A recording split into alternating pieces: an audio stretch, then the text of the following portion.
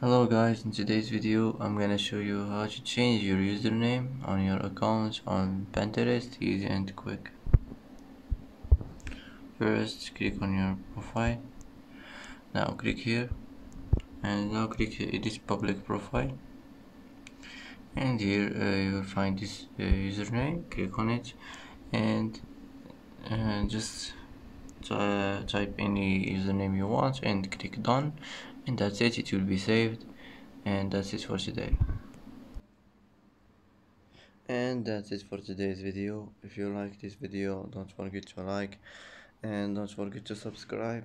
I hope this video is helpful for you, and thanks for watching till the end, and see you in the next video.